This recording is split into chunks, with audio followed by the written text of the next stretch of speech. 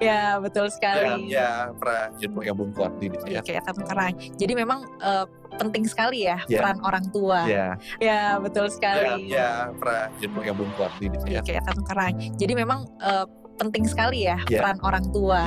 Ya, betul sekali. Ya, pernah gabung keluarga. Selamat datang di Deep Dive. Hari ini kita bakal kupas tuntas Peraturan Menteri Pendidikan Dasar dan Menengah yang baru, nomor 8 tahun 2025. Ini panduan teknis atau juknis lah ya, buah pengelolaan dana bantuan operasional satuan pendidikan. Kita sering sebut dana BOSPE. Sumber kita jelas, dokumen peraturannya langsung.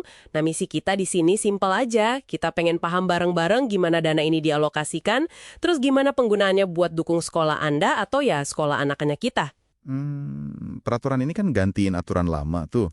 Katanya sih yang lama udah kurang pas ya sama kebutuhan sekarang. Tujuannya bagus kok, intinya jamin akses pendidikan bermutu lewat dana operasional yang dikelolanya benar, akuntabel, tepat sasaran. Oke deh, yuk kita bedah. Iya betul. Dan yang langsung kelihatan menonjol ya, itu prinsip pengelolaannya di pasal 2. Ada 5 nih. Fleksibel, jadi harus sesuai kebutuhan sekolah. Terus efektif, ya harus ada hasilnya gitu. Efisien, biaya minimal, hasil maksimal. Lalu akuntabel, bisa dipertanggungjawabkan. Sama transparan, terbuka aja semuanya. 5 prinsip ini penting banget, terutama fleksibilitas sama akuntabilitas. Kayaknya, ini jawaban buat keluhan yang dulu-dulu soal aturan kaku atau susah pertanggungjawabannya. Jadi ini standarnya sekarang. Oke, prinsipnya jelas ya. Nah, dana BOPSP ini sendiri ada jenis-jenisnya kan? Setahu saya ada 3 utama ya. Ada dana BOP PAUD, buat anak usia dini. Betul. Terus dana BOS buat SD sampai SMK, SLB juga masuk. Ya, itu yang paling banyak dikenal ya, BOS. Dan satu lagi dana BOP kesetaraan. Ini buat yang ikut paket A, B, C. Nah, iya. Dan masing-masing itu dibagi lagi. Ada yang reguler, ini buat operasional rutin sehari-hari. Ada juga dana kinerja, semacam insentif lah buat sekolah yang kinerjanya bagus atau punya prestasi. Oke, dana reguler sama kinerja. Fokus ke reguler dulu nih. Siapa aja nih yang bisa dapat? Syaratnya apa aja? Buat dana reguler, syaratnya lumayan standar sih. Pertama, jelas harus punya NPSN. Itu nomor pokok Satuan Pendidikan Nasional. Harus terdaftar di Dapodik. Nah, Dapodik ini kan pusat datanya Kemdikbud ya. Jadi data di situ harus update, paling lambat 31 Agustus tahun sebelumnya. Oh, jadi data Dapodik itu kunci banget ya? Banget. Terus kalau sekolah swasta, harus punya izin operasional yang masih berlaku. Rekening bank juga harus atas nama sekolah. Nggak boleh rekening pribadi. Oke, masuk akal itu. Khusus buat BOS, ada tambahan. Sekolahnya nggak boleh sekolah kerjasama atau yang dikelola kementerian lain. Harus murni di bawah Kemdikbudristek atau Pemda. Sip. Nah, kalau dana kinerja gimana? Tadi katanya lebih ketat ya? Iya, betul. Ini saringannya lebih ketat. Pertama, ya pasti harus sudah dapat dana reguler dulu. Itu syarat dasar. Tapi nggak cukup itu. Sekolahnya harus dinilai punya kinerja baik. Ukurannya macam-macam nih. Bisa jadi masuk kelompok, katakanlah 15% terbaik di daerahnya. Itu lihatnya dari rapor pendidikan sama indeks sosial ekonomi. Wow, 15% terbaik ya? Atau bisa juga karena punya prestasi. Misalnya juara lomba tingkat provinsi, nasional, atau bahkan internasional. Tapi lombanya harus yang diakui kementerian ya. Oh, jadi ini benar-benar kayak bonus buat yang unggul ya? Insentif gitu. Persis. Tujuannya ya mendorong sekolah buat ningkatin mutu dan ngejar prestasi. Oke, menarik. Terus soal duitnya nih, besarannya gimana nentuinnya? Nah, ini beda antara reguler sama kinerja. Kalau dana reguler, ada rumusnya. Jadi, ada namanya satuan biaya per daerah. Itu menteri yang netapin besarannya, beda-beda tiap daerah. Oke, satuan biaya. Terus, satuan biaya itu dikali sama jumlah siswa di sekolah itu. Tapi siswanya yang punya NISN ya, nomor induk siswa nasional. Datanya, lagi-lagi dari Dapodik. Ambilnya per 31 Agustus tahun sebelumnya. Jadi data siswa di Dapodik itu penting banget buat nentuin jumlah dana ya? Krusial, makanya sekolah harus rajin update data. Oh ya, ada aturan khusus buat daerah khusus. Gimana tuh? Kalau siswanya sedikit banget, di bawah batas minimal tertentu, misalnya SD kurang dari 60 siswa, hitungannya tetap pakai batas minimum itu. Jadi ada semacam jaring pengaman lah. Ah, bagus itu. Biar sekolah kecil tetap bisa jalan ya. Betul. Nah, kalau dana kinerja, beda lagi. Nggak pakai rumus perkalian siswa. Besarannya langsung ditetapkan lewat keputusan menteri. Jadi lebih diskresi ya. Oke, paham soal alokasi. Sekarang bagian yang paling ditunggu-tunggu nih biasanya. Dana reguler itu bisa dipakai buat apa aja sih? Nah, ini yang perlu dicermati banget sama pengelola sekolah. Penggunaannya luas sebetulnya.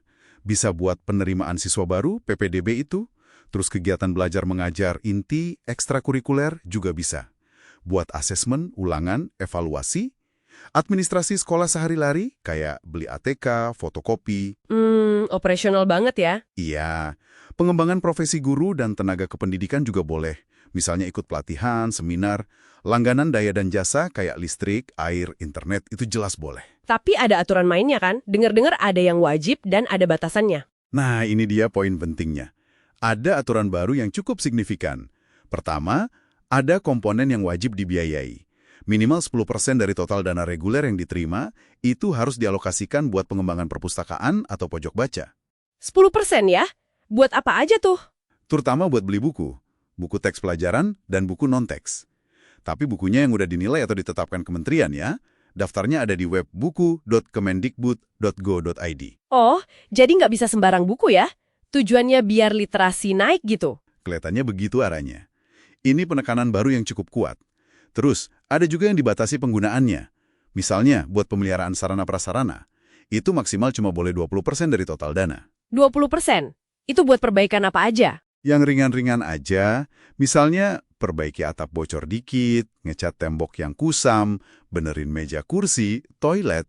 Pokoknya yang sifatnya pemeliharaan ringan.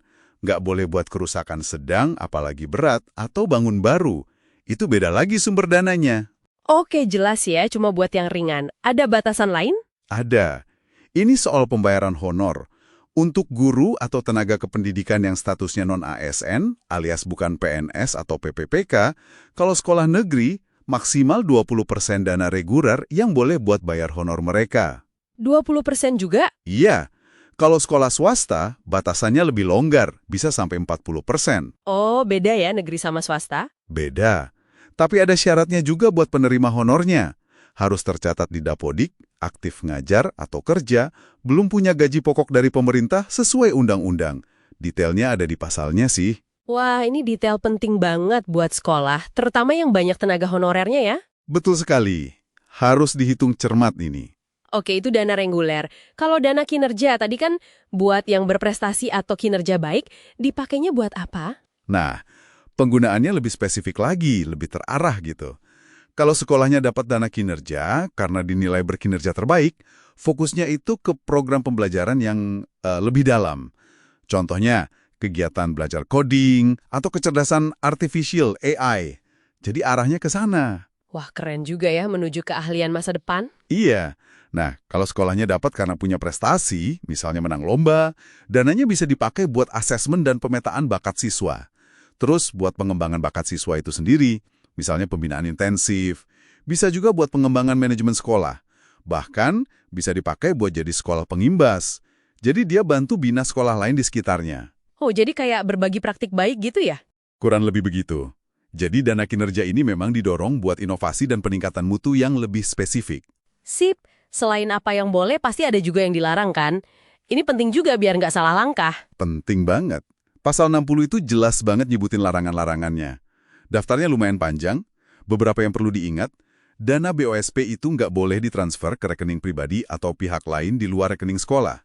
Nggak boleh dibungakan juga. Nggak boleh dipinjamkan juga ya? Nggak boleh. Terus, nggak boleh buat beli software pelaporan BOSP tertentu atau sewa aplikasi PPDB online yang berbayar.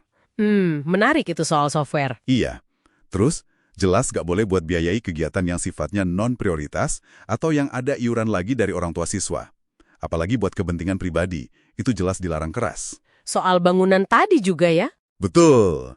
Nggak boleh buat memelihara kerusakan sedang atau berat, apalagi bangun gedung baru. Nggak boleh juga buat beli instrumen investasi, kayak saham atau reksadana gitu. Oke. Dan satu lagi, nggak boleh buat biayai kegiatan yang sebenarnya udah dibiayai penuh dari sumber dana pemerintah pusat atau daerah yang lain. Jadi nggak boleh double anggaran.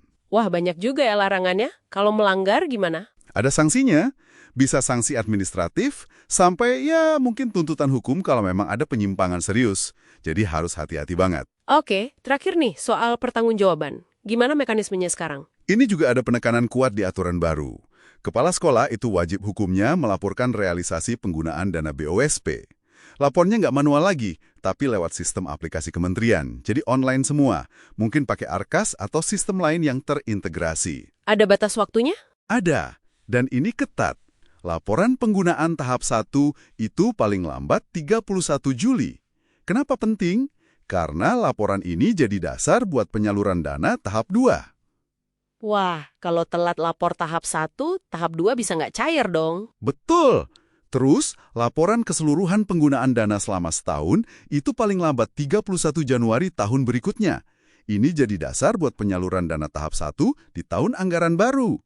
Jadi siklusnya nyambung terus ya, laporan jadi syarat pencairan berikutnya. Ada sanksi kalau telat lapor? Ada. Kalau telat lapor, penyaluran dana berikutnya bisa dipotong. Besarannya antara 2-4% tergantung berapa lama telatnya. Lumayan juga potongannya. Iya, bahkan kalau sampai nggak lapor sama sekali, risikonya paling berat. Bisa jadi nggak dapat alokasi dana BOSP sama sekali di periode berikutnya. Waduh, fatal itu ya. Berarti disiplin pelaporan ini jadi kunci banget. Kunci banget buat kelancaran operasional sekolah itu sendiri. Oke, kalau kita simpulkan nih dari obrolan kita, apa sih artinya semua ini buat kita, buat Anda yang mendengarkan? Kelihatannya, aturan baru ini kayak mencoba cari titik tengah ya, antara ngasih keleluasaan, fleksibilitas buat sekolah pakai dana sesuai kebutuhan, Betul. tapi di sisi lain, pengawasan dan akuntabilitasnya diperketat banget. Lewat sistem digital, pelaporan wajib, ada sanksi jelas, ada juga fokus baru ke komponen wajib kayak buku, terus batasan yang lebih clear soal honor dan pemeliharaan. Intinya sih mau mastiin dana BOSP ini nyampe dan dipakainya benar-benar efektif buat ningkatin mutu pendidikan. Gitu ya kira-kira? Tepat sekali. Kalau kita coba lihat gambaran besarnya sedikit ya, implementasi Juknis BOSP yang baru ini kelihatan banget sangat bergantung pada ekosistem digital. Mulai dari data Dapodik yang harus akurat, terus kelancaran pakai aplikasi RKS buat perencanaan dan penganggaran, sampai nanti sistem pelaporan online-nya. Semua serba digital. Iya juga ya. Nah, ini mungkin jadi satu pertanyaan penting buat kita semua renungkan, terutama Anda di satuan pendidikan. Seberapa siap sih infrastruktur digital kita? Dan yang nggak kalah penting, kapasitas SDM di sekolah-sekolah. Terutama mungkin di daerah yang punya banyak keterbatasan ya, akses internet, listrik, atau kemampuan pegawainya. Siap nggak mereka menjalankan semua proses digital ini dengan akurat dan tepat waktu? Karena kesiapan inilah yang nanti nentuin apakah tujuan mulia dari permen baru ini, yaitu peningkatan mutu pendidikan lewat BOSP, bisa tercapai optimal atau enggak di lapangan. Ini jadi PR kita bersama sih. Wah, itu catatan penutup yang penting banget ya. Kesiapan sistem dan SDM jadi kunci keberhasilan aturan ini. Oke deh, demikian Deep Dive kita kali ini mengupas petunjuk teknis pengelolaan dana BOSP berdasarkan Permendikdasmen nomor 8 tahun 2025. Semoga obrolan kita tadi ngasih Anda insight dan pemahaman kunci yang bermanfaat ya. Sampai ketemu lagi di Deep Dive selanjutnya.